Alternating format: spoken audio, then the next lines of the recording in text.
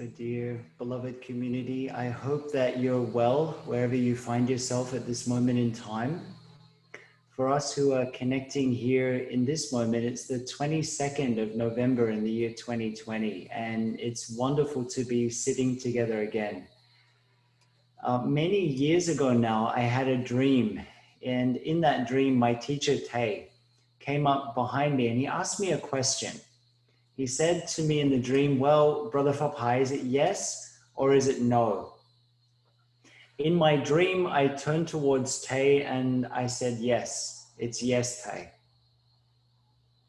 So in terms of the practice, in terms of getting real, this saying yes is not only a one-time thing, but a moment-by-moment practice of opening to what is, of being willing to turn towards each moment and to say yes. This saying yes takes courage, but it's our real learning. The most important place of our learning is right in the heart of our daily lives and not necessarily in a Dharma talk. Believe me, I realize the irony of sharing that right at this moment. But our real place of learning is in the heart of our lives, not only in a Dharma talk or on the meditation cushion. Many years ago when I traveled all the way to Plum Village from here in Australia, I traveled together with another person who at the end of their 3-month stay said, you know what, there's nothing very interesting happening here in Plum Village. There's not many formal classes. There's not so much of a formal curriculum. It's not that strict, all of this litany of comments. And this person said, so it's really better that I go home to Australia and not continue to waste my time. So they traveled all the way back to Australia. I myself, as you can guess, I remained, and I still remain, because for me, my experience was completely different. There was so much to learn and to discover. In Plum Village, and in the Plum Village tradition, most of our learning is in daily life, and that's how it should be. We learn by doing, we learn by observing. We're present and awake in every moment, and we watch how our sisters and brothers walk, how they invite the bell, and so on.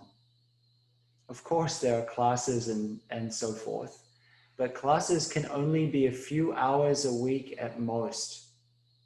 Our real learning often takes place outside of those times. In fact, in Buddhism, the role of a good teacher, a real teacher, is not just to teach with words, but to create a whole environment for the student to grow in. This is actually the kindness of a teacher.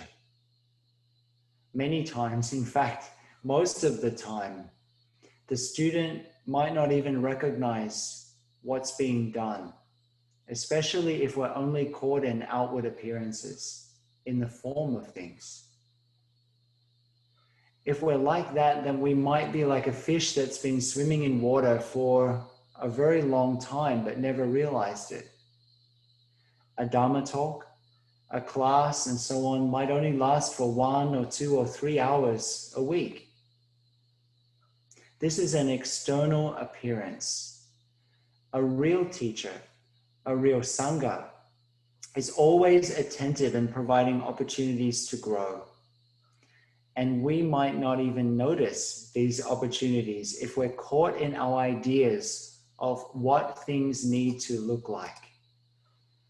Perhaps we want to learn a particular thing and are caught in the idea that there's only one class of so long, once a week or once every 2 weeks, once a fortnight, and so on. And we begin thinking that it's not enough.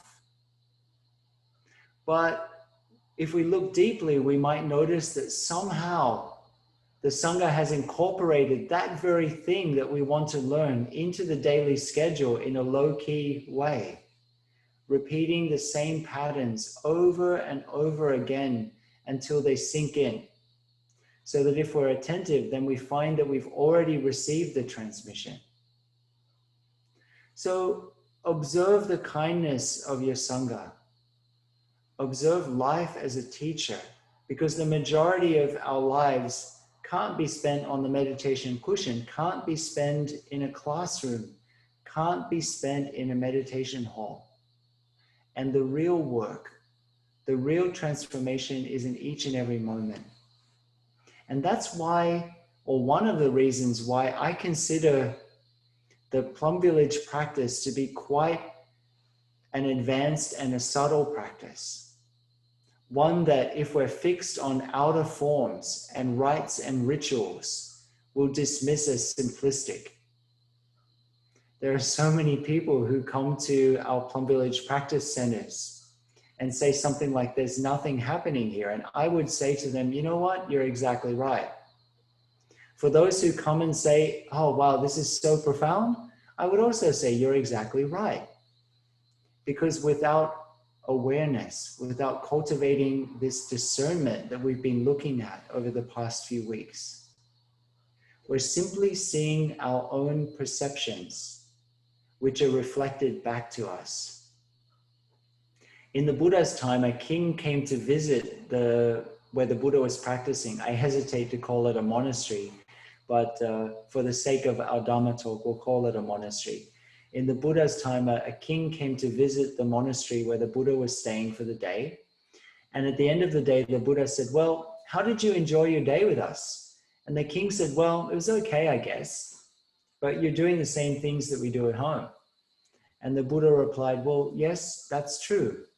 But there's one crucial difference. When we do these things, we know that we're doing them. In the ordinary is the extraordinary.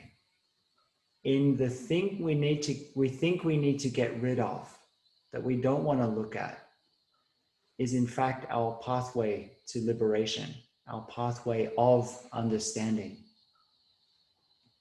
In this week's poem, which I hope will be familiar to many of you, since it can be found in the Plum Village Chanting and Recitation booklet, Chanting from the Heart, where it's called the Discourse on Absolute Truth.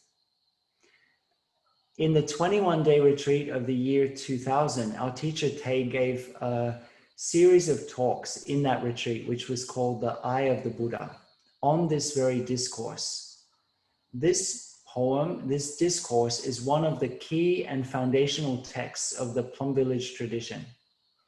I wholeheartedly recommend Tay's series of talks, and they total about 4 hours on this discourse. For us, our talk this evening will probably be a lot shorter and just cover a few key points. As we head towards looking at this beautiful and profound discourse, it's extremely important for each of us to look deeply into what we consider, what each of us considers to be the ultimate in our practice lives. Even as we understand that anything that we can conceive of is by its very nature not the ultimate. Since the ultimate can never be adequately described in words and concepts.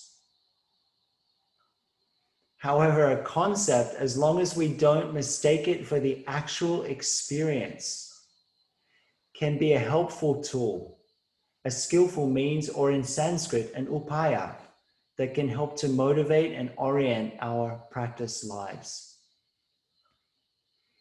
I like stories, and when I was considering about the difference between the concept and the experience, I was remembering a story from my own childhood, and I think some of the Australians who grew up in the countryside will relate to this. I grew up in a rural area here in the countryside in Australia. And I remember many years ago in the early 80s, my mother read about balsamic vinegar and she wanted to taste it very much. Nowadays, it's such an ordinary thing, balsamic vinegar, it's everywhere. But back then in rural Australia, it was not readily available.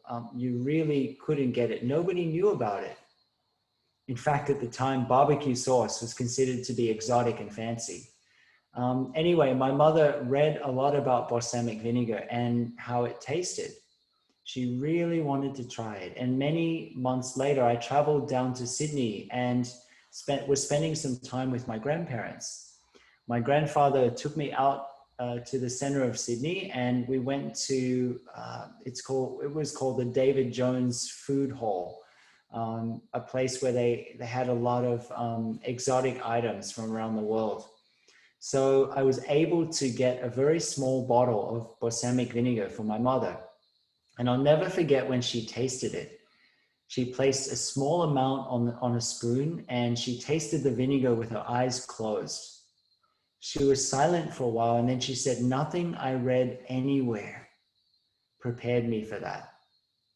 Now, balsamic vinegar is probably not the ultimate for sure, but my mother's experience of tasting the vinegar for the first time and discovering that the experience, or her personal experience, was quite different to the information and, in a sense, indescribable, is one aspect of what's being looked at in the poem that we're going to be exploring this evening and for the next 2 weeks.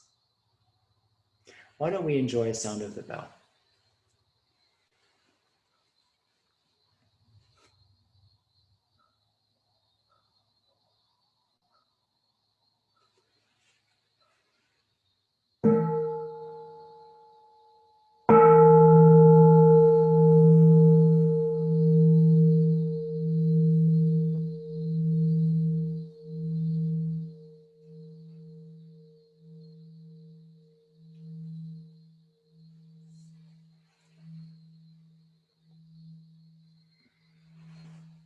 There's a teaching in Buddhism that is important to understand, or at least have a basic grasp of. And that's the teaching of the two truths, or the two levels of what we call reality. We could do a whole 21-day retreat on this topic. It would be an amazing retreat. So this is just a little primer. There is conventional truth, the world of the seeming pairs of opposites, day, night, suffering, liberation, and so on. And then there's ultimate truth, in which there's no separation, that everything contains everything else. The two truths, or the two levels, are not in opposition to each other. They don't cancel each other out. Rather, they contain each other. And in the ultimate sense, one is not considered to be higher or better than another. That would be a dualistic view. Rather, each conventional truth and absolute or ultimate truth are an expression of the same truth from different perspectives. And this is an important thing to understand, that both of these expressions of truth are completely true, but from different perspectives. We'll come back to this issue of perspectives a little later, but for now, let's dive into this week's poem, this week's discourse. I'll first read a translation of the poem, and then as we go through verse by verse, we'll use the translation of the poem along with the discourse on absolute truth, the Plum Village version. So this week's poem is called The Ultimate. Whoever takes on certain views, thinking of them as the best in the world, and goes around saying this is the best and everything else is inferior, will not be free from disputes. If you see some benefit for yourself through that which is seen, heard, and cognized by you, or in rites and rituals, and grasping hold of them right there and then, you'll look down on every other way. The wise point out that you're tied in a knot if you see your way as superior and the rest as inferior. A practitioner who wants to understand the way things are doesn't rely on what is seen and heard, or ideas and notions, nor ritual practices. In this world, a wise person creates no views based on intellectual knowledge, nor rites and rituals. They don't consider themselves as anybody's equal, or their better, or inferior, no comparison at all. Abandoning own views, not grasping at more, the skillful person doesn't make themselves dependent, even in connection with knowledge. Among those who dispute, you hold no view at all. Such a person is not inclined to either side, for being or non-being, whether in this world or in the next. For a practitioner like this, there is no settling down, no entrenchment among things, views, and notions, no more grasping. There is not even the least preconceived perception. Who would be able to define such a person free of ideas and opinions? The wise have no set views, no opinions or preferences, don't adhere even to doctrines, and can't be led by outer observances.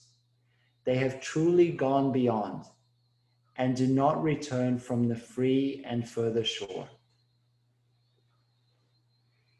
So let's go through verse by verse, listening to each verse, and then just having a few words of commentary on some of the main themes in each verse. And again, we'll be looking at the translation and also the Plum Village version. So the first verse, whoever takes on certain views of the ultimate, thinking of them as the best in the world, and goes around saying this is the best and everything else is inferior, will not be free from disputes. And then in the Plum Village version, he who still abides by a dogmatic view, considering it as the highest in the world, thinking this is the most excellent, and disparaging other views as inferior, is still considered not to be free from disputes.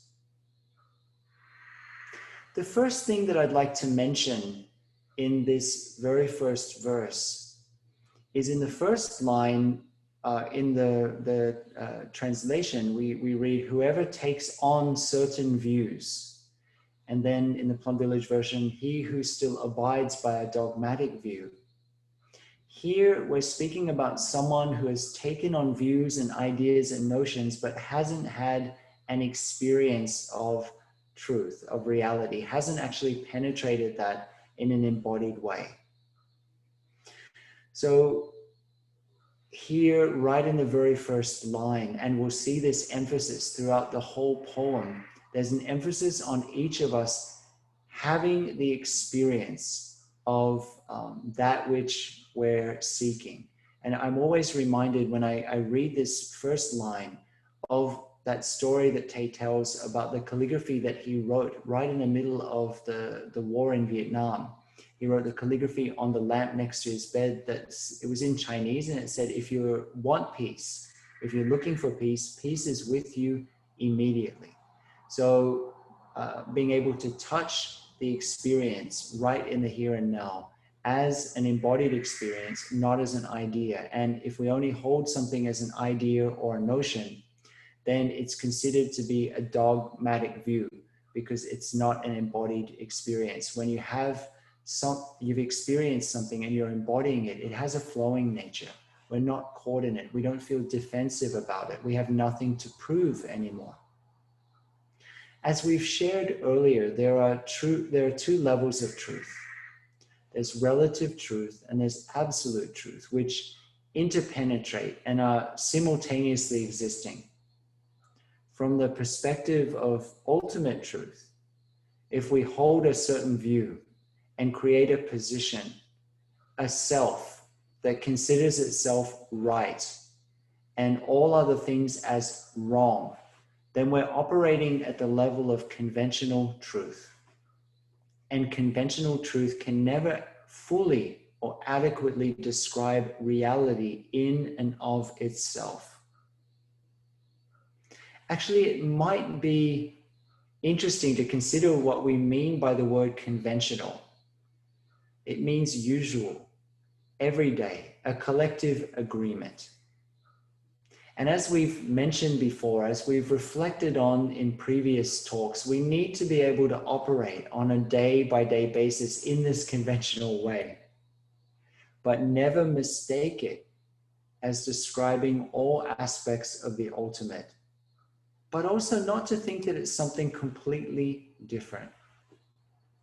When we read or we hear the phrase abides in a dogmatic view, we have the picture of someone who dwells behind a wall of ideas. If we're not careful and discerning, then we can end up becoming quite reactive and even neurotic about the notions and the ideas that we hold. A few years ago, one of our monastic sisters had just moved to the United States from Vietnam. She hadn't met many non-Vietnamese monastics at that time. And when she met me, she came right up to me. She put her face very close to my face and looked right into my eyes and said, "Brother Phapai, your eyes are green. My eyes are brown. Do you see the same things? Do you see the same colors I do?" And I smiled and thought to myself, that's a very good question. The answer is probably not. I probably don't see things exactly the same way that you do, even if on a certain level we're sharing the same physical space and experience. What presents itself to my eye consciousness is probably slightly different from what presents itself to your eye consciousness. Is your experience of the color green the same as my experience of the color green? Who knows? When we sit and discuss our experience of the color green, of this moment, of a meal or of a friend, it becomes apparent quite quickly that while on one level we all experience the same or similar stimuli, each one of us is at the same time having a very unique response. This is one aspect of what's meant by two terms that are commonly used in Buddhist psychology, the universal and the particular.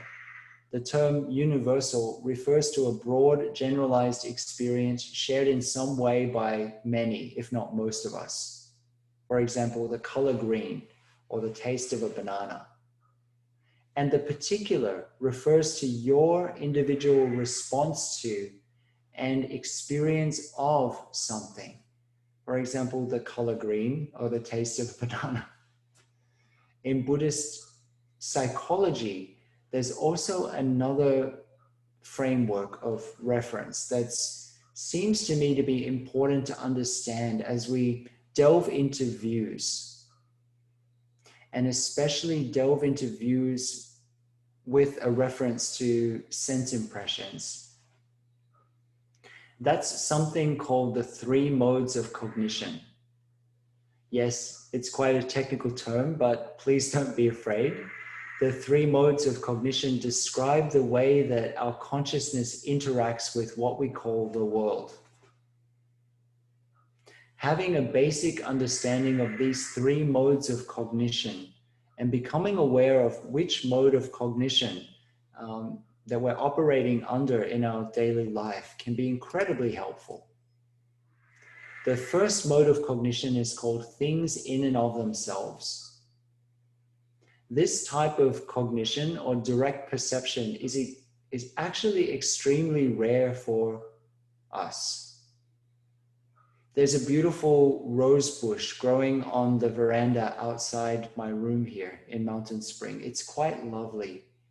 And I find my attention being drawn to it quite regularly. My limited perception of the rose is filtered through many lenses or many interpretations, if you like. For example, I might consider the rose to be a flower, which is already categorizing it and putting it into some kind of box. I might consider it as a plant, or pale pink, or lovely, and so on, or fragrant. All of these labels are correct as far as they go, but they remain firmly within the realm of words and concepts. And words and concepts can never give us a complete picture of something. they can't adequately describe the full and ultimate nature of something. I'm reminded of the time that the Buddha was asked to describe nirvana. Rather than saying what nirvana is, which would have saved a lot of commentators a lot of time and a lot of ink over the years, but it would have given us even more concepts to grasp onto. The Buddha described nirvana in terms of what it isn't, what it is not. It is not hot.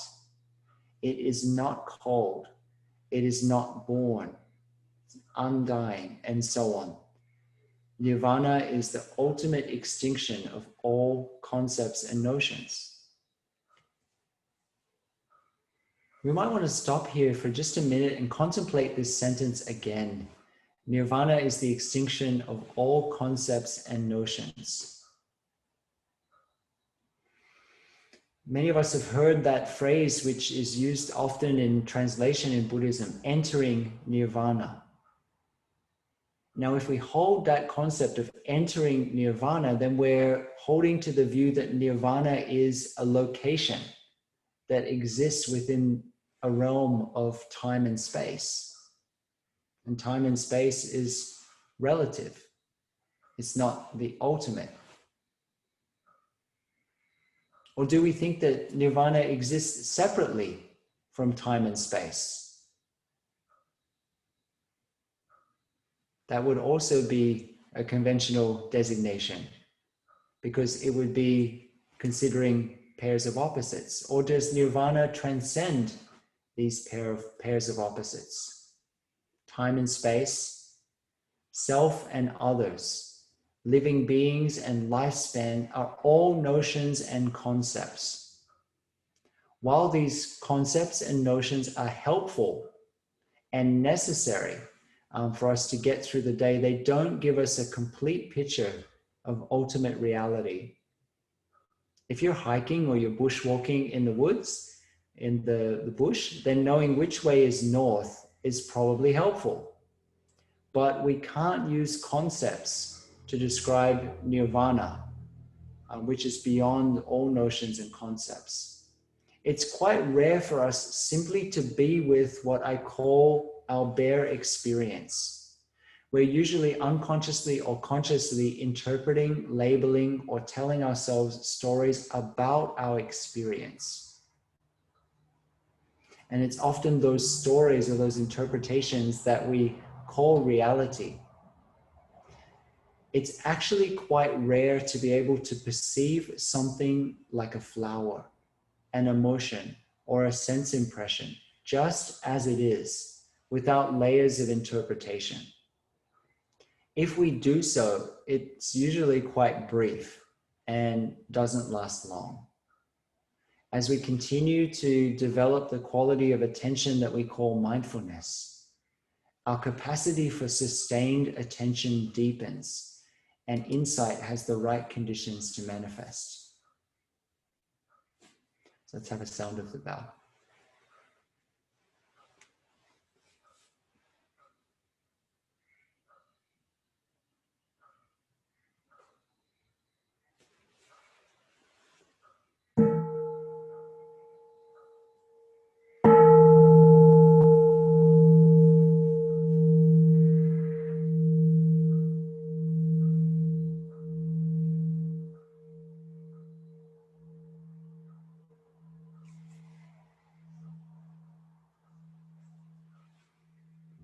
The second of the three modes of cognition is the mode that is most commonly active in our day-to-day life. It's called the realm of representations. This is what I was referring to a moment ago when I mentioned that when we experience a sense impression, such as a sight, a sound, or a taste, we tell ourselves a story about it, or a feeling arises based on a past experience, a concept, a notion, or a tendency. To put it very simply, the realm of representations refers to the mode of cognition that arises when our sense bases, our eyes, our ears, our nose, our tongue, and so on, come into contact with a stimulus, a sound, a taste, a sensation, and so on. and we interpret that experience subtly or less subtly. We're not in contact with the actual object of our attention just as it is, but rather we're in contact with what that object represents for us. Each of us, when we taste or hear or smell or see something, makes an interpretation on a very subtle level. And very often it's that interpretation rather than the object itself that nurtures happiness or sadness, despair or depression. And it can be very helpful for us to begin to distinguish between the bare experience and our interpretation. And over time, by practicing in this way, what we call reality or the truth becomes just a little bit more porous, just a little bit more expansive. The third mode of cognition is called the realm of mere images. And these are mental images occurring for most of us in our dream states or when our eyes are closed.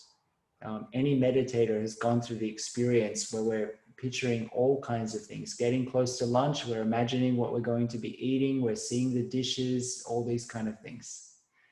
This might be a dream, a daydream, or simply the image of something. We often find that for those of us who are experiencing strong emotional challenges, the realm of mere images tends to be quite predominant. So these three modes of cognition are all ways through which we perceive and interact with what we call the world.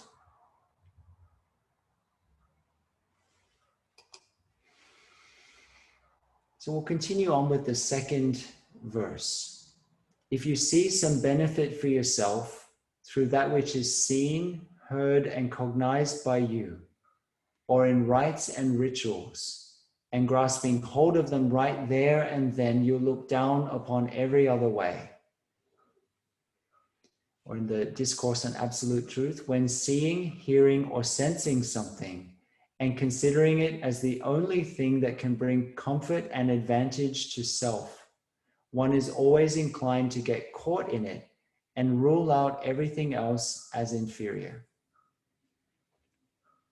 Many times over the past months, I've been sharing that while there is deep comfort in the practice, real practice is not about getting comfortable in the sense of settling or becoming entrenched in ideas, behaviors, or forms. One of the most subtle forms of entrenchment is the way that if we don't apply the lens of discernment and deep looking, then we can actually build up a whole self-identity around our practice, while at the same time bolstering our self-concept. This is my practice. This is not my practice. This is the right way. Every other way is the wrong way. In the beginning of our meditation practice, many of us begin by practicing in order to get some kind of benefit, or we think we're going to get some kind of benefit. Peace, happiness, clarity, and so on. Hopefully over time, as we continue along the path, we begin to see that in a way, this is an incomplete view. And it can actually be a very subtle way of building up our ego. We discovered a couple of weeks ago that in one of the earlier poems, that if we don't have this nature of discernment, of looking deeply, that in fact, some of the forms of our practice can actually be subtly supporting our entrenchments. That rather than getting something, our practice is actually about letting go on deeper and deeper levels, about looking at our tendency to not want to be challenged in any way. Because if we're entrenched, if we do get challenged, goodness, we become so defensive. There's that incredibly deep Zen koan. This morning, I was offering a Dharma talk here, and I was speaking about the Zen koan, if you meet the Buddha on the road, kill him. It's quite a shocking koan. And that's because if you meet a teacher, whether in the form of a person or in the form of a situation who only confirms every notion and idea and concept that you have already and doesn't challenge you in any way to grow, then that is not a real teacher for you. A real teacher, whether in the form of a person or a situation, will call you forth, will challenge you, and a real student will allow themselves to be called forth over and over again, to step out of their comfort zone over and over again. Let's continue on with the next verse. The wise point out that you're tied in a knot if you see your way as superior and the rest as inferior.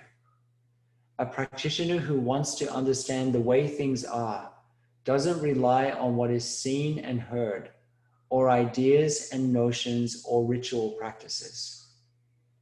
And in the Discourse on Absolute Truth, caught in one's view and considering all other views as inferior, this attitude is considered by the wise as bondage, as the absence of freedom. A good practitioner is never too quick to believe what is seen, heard, and sensed, including rules and rights. We spoke last time about the knots that bind us, that hold us in the round of samsara, this continual sense, this experience of repeated dissatisfaction. Here we have the same image again, the image of if we hold a view of our way as superior, then we're caught in a knot. We're tied to this cycle. Why is that? Because we've created a self. We've created something out of it. We've made it something. In Zen, in the meditator's life, the greatest wisdom, the greatest security of all is somewhat paradoxically the capacity to be not sure. To know that what we experience is only a very small part of reality and not reality itself. To know that reality is constantly revealing itself to us like a flower opening its petals. And the view that we have of reality will depend on our perspective. This morning, I shared a story of many years ago when I was leading a retreat at the Mariposa Institute in California. And the meditation hall was on one side of a deep canyon, and the huts that we were staying in were on the other side of the canyon, connected by a pathway with a lot of hairpin turns. I made it a practice to stop every time I came to one of the hairpin turns and to look at the view. Every time I returned to an upper or a lower hairpin turn, I was seeing the same things, but from a different perspective each time. I would see something new each time. The way we see things depends on our perspective. If we're standing outside of those things rather than experiencing them from within, and if we're standing outside of something, then we have a view of it. And by its nature, if we have a view of it, most likely our view will only be of a certain aspect of something, a certain perspective, a certain position. As practitioners, and definitely in terms of ultimate truth, whenever there's a word or a concept or a view, then we're taking up a position. In terms of ultimate reality, when we take up a fixed position, as I just mentioned, where by its very nature, by the very nature of a fixed position, we're only seeing something partially. This is really what's meant by the old Zen saying, open mouth, already a mistake. Our great mistake is that we mistake our interpreted experiences for reality itself. Certainly, we will hopefully have some overlap with others, but we usually think that the way that we think, the way that we experience things is reality, and it's really just an interpretation. In fact, in a very simple but profound text in the Udana, there's the story of Bahia, a wanderer who came to the Buddha and asked the Buddha, what's the essence of the practice? How do I transform suffering? And the Buddha said, when you see something, just see it. When you hear something, just hear it. When you taste something, just taste it. And don't have any therefore. It's when you have a therefore that you have suffering. When you don't have the therefore, the whole mass of suffering ends. So in this verse that we're currently reflecting on, we're asked to constantly examine our positions and our perspectives in each moment and to understand them for what they are. Simply perspectives and positions, ideas about things, which might be useful in a certain sense, but they're not the thing in and of themselves. Most of us get this when we're talking about what we consider to be everyday things. But when we're talking about spiritual experience, it's a little harder to grasp because we want to pin these spiritual experiences down into concepts and notions. There's the famous story of the blind people touching an elephant and describing what an elephant is. Some touch the legs and say, oh, an elephant is like a big tree trunk. And others touch the trunk of the elephant and say the elephant is like a big winding snake, and so on and so on. Each touches one part of the elephant and describes their experience. And that's absolutely true for that person. But it's not the complete experience in and of itself. So continuing to the next verse. In this world, a wise person creates no views based on intellectual knowledge, nor rites and rituals. They don't consider themselves as anybody's equal, or they're better or inferior. No comparison at all. The Discourse on Absolute Truth reads, a good practitioner has no need to set up a new theory for the world, using the knowledge that he's picked up, or the rites and rules that he's practicing. He does not consider himself as superior, inferior, or equal to anyone. Here in this verse, we're speaking of personal embodied experience, tasting the balsamic vinegar for yourself, rather than intellectual knowledge.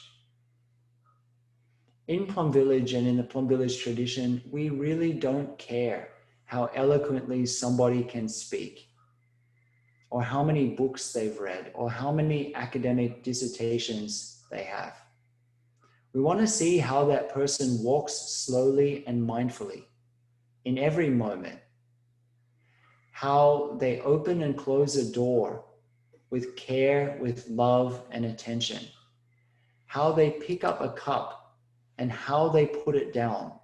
This is the real Dharma talk. That's where the rubber meets the road. That's embodiment. In this verse, we also encounter the three self-complexes which arise in each and every moment. Greater, less than, or equal.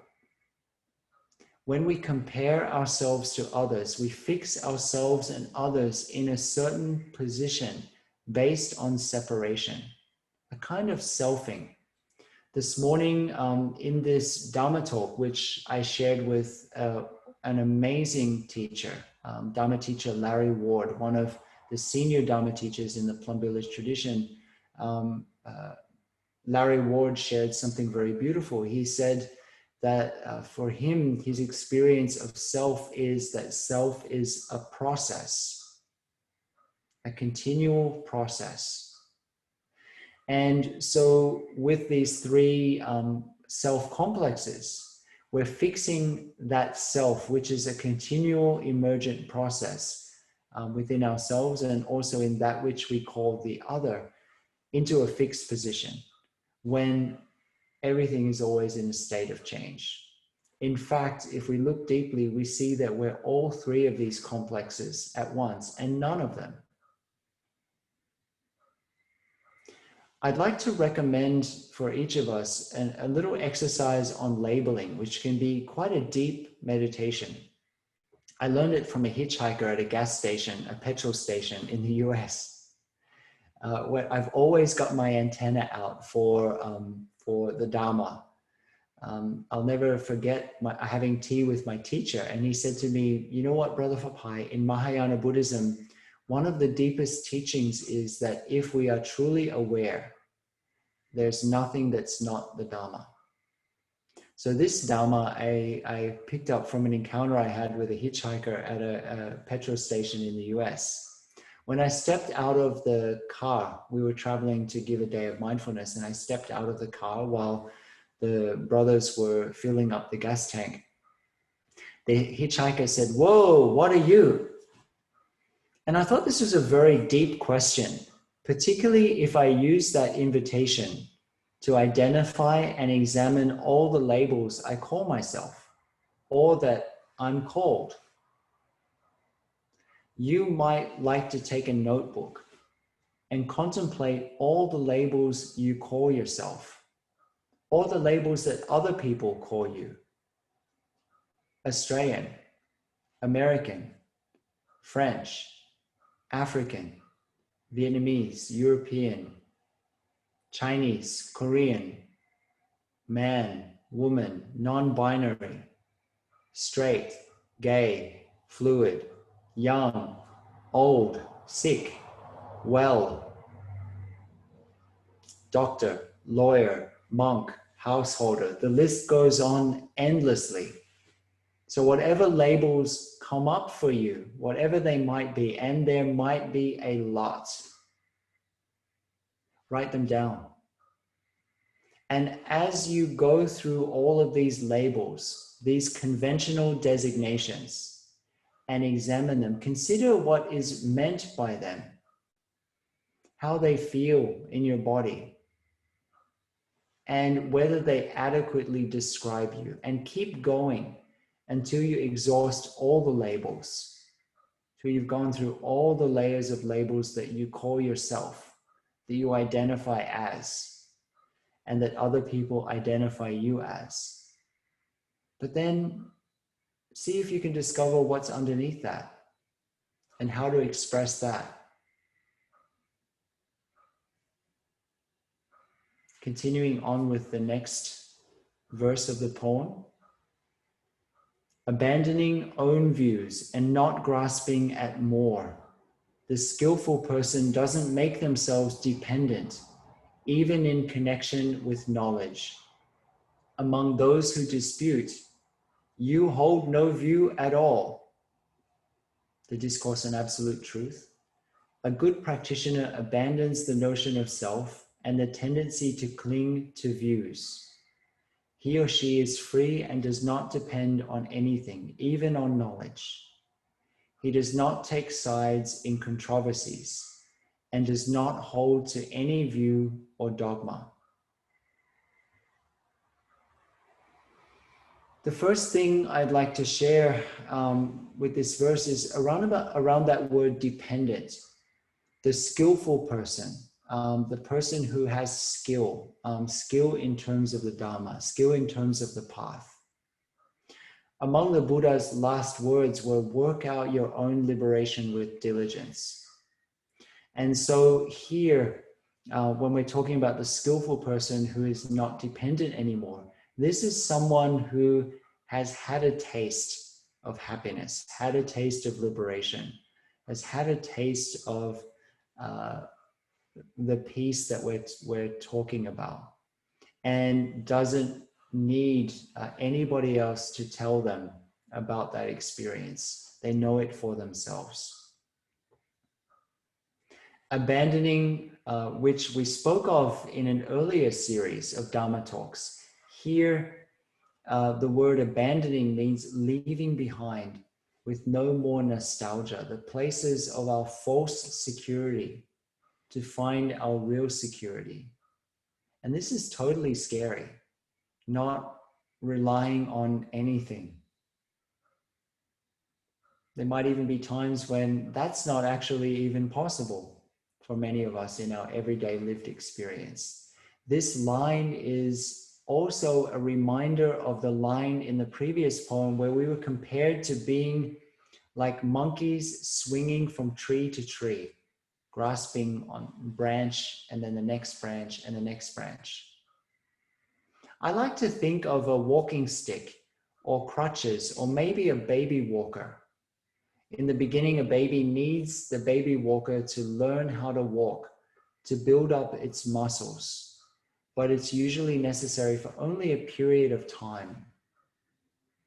And it's the same in terms of the practice. In some way, all of the words, the concepts, the lists of things, as delightful as they are just skillful means to point us in the direction of discovery for ourselves. Otherwise, they're meaningless. By the way, when thinking about truth here, please don't get caught up in pairs of opposites here and create the idea of a falsehood, which is in opposition to the thing we call the truth. In the realm of absolute truth, there's no place for pairs of opposites. Since if we're caught in pairs of opposites, there's a this and a that. Let's have a sound of the bell.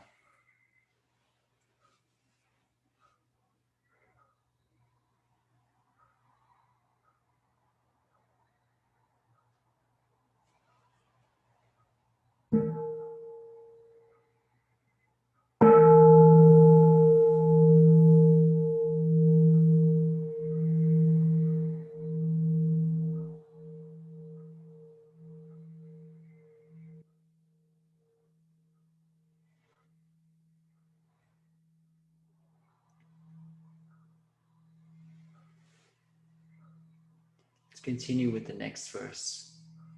Such a person is not inclined to either side for being or non-being, whether in this world or the next.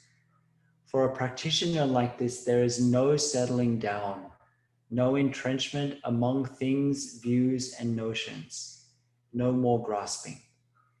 And in the Discourse on Absolute Truth, he does not seek for anything or cling to anything, either this extreme or the other extreme, either in this world or the next world. He has abandoned all views and no longer has the need to seek for comfort or refuge in any theory or ideology.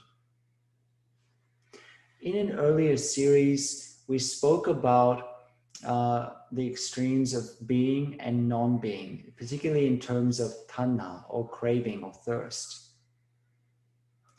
We also spoke about the world and birth being not only a one-time event, but being a process that's occurring moment by moment, this process of becoming. And so here in this verse, these aspects are what is being spoken about. So it's quite a deep and profound verse. So you might like to go back and listen to some of those earlier talks on being and non-being and this moment by moment process of birth, of becoming. So not clinging to extremes here is a reminder of another aspect of something that we've considered in some depth in the earlier series on the Noble Eightfold Path, and that's the middle way between extremes. In a discourse in the Chinese canon, which can be found in Chanting from the Heart, it's called the Discourse on the Middle Way. We encounter a new way of looking and practicing with the middle way. Usually we consider the middle way as the middle way between extremes. And here in this discourse, there's a new opportunity for cultivating this middle way between extremes. The discourse goes, the middle way says that this is because that is. That is not because that is not. Because there is ignorance, there are impulses. Because there are impulses, there is consciousness. Because there is consciousness, there is the psyche-soma, the nama-rupa. Because there is the psyche-soma, there are the six senses. Because there are the six senses, there is contact. Because there's contact, there's feeling, painful, pleasant, or neutral. Because there's feeling, there's thirst and craving. Because there's thirst and craving, there's grasping. Because there's grasping, there is becoming. Because there's becoming, there is birth. Because there's birth, there's old age, death, grief, and sorrow. This is how the entire mass of suffering arises. But with the fading away of ignorance, impulses cease. With the fading away of impulses, consciousness ceases. And finally, birth, old age, death, grief, and sorrow fade away. This is how the entire mass of suffering ceases. So in this discourse, we're invited to encounter the middle way in terms of looking at dependent origination or interdependent co-arising in each and every moment. In the beginning of this current series of talks, I mentioned that as we move through this text in the Book of Eights, we would be touching some of the deep roots of the order of interbeing. And in this text, we touched two of the key spirits of the order of interbeing, which you can find in the charter and in the precepts of the order of interbeing. One is non-dogmatism, or non-attachment to views. And the other is direct experimentation with the nature of reality through reflecting on interdependent co-arising. Basically, reflecting on the causes and conditions that give rise to this process of samsara, which is not only an external process, but a process that's taking place within our own consciousness in each and every moment. For a practitioner like this, there is no settling down in their entrenchments.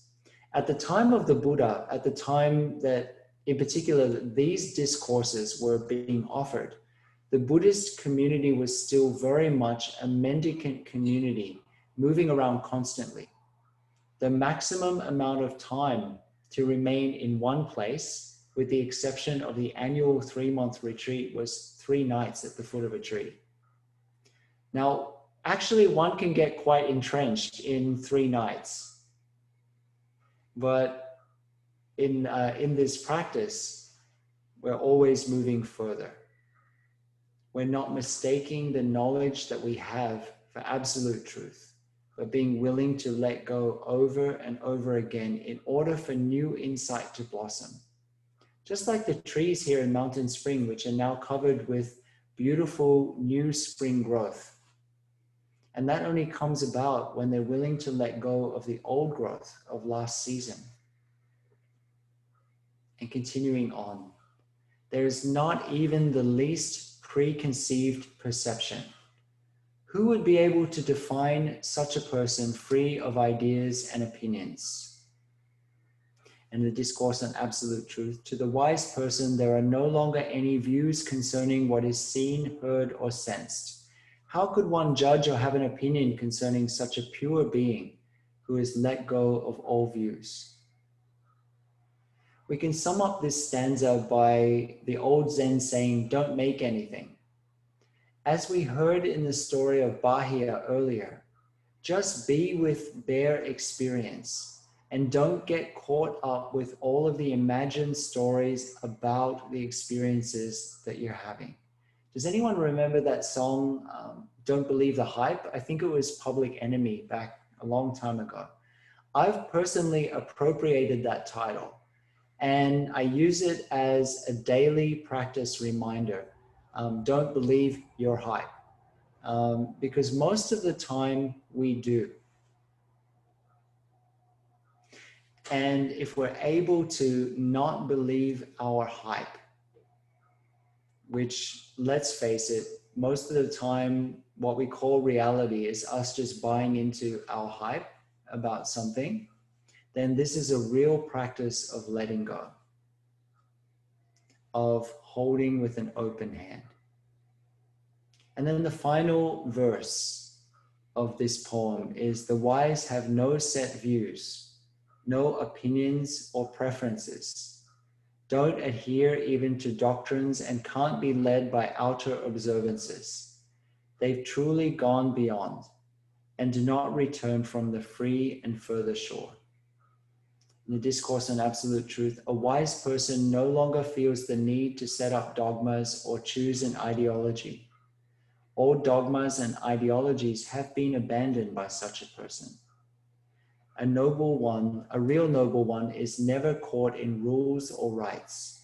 He or she is advancing steadfastly to the shore of liberation and will never return to the realm of bondage. So in Buddhism, we have this metaphor of building ourselves a raft of teachings that help us to transform our individual and collective situation, and putting that raft onto the river and then crossing over to the other shore, never mistaking the raft itself for the shore. And this is not a one-time journey, but a moment by moment experience, a continual crossing over on all levels to the shore of freedom, the shore of happiness, which, as I've shared in earlier talks, if we have that experience of crossing over to the other shore, then we have this experience of, in this metaphor, it's described as having this experience of making this journey of 1,000 lifetimes, the journey of a second, and reaching what we call the other shore, of thinking that we're standing on a shore of suffering and then reaching a shore of liberation. Then we drag ourselves up on the shore and we stand up and we look around and we realize that we're exactly where we were before, but somehow everything, including ourselves, has changed because our perspective has changed.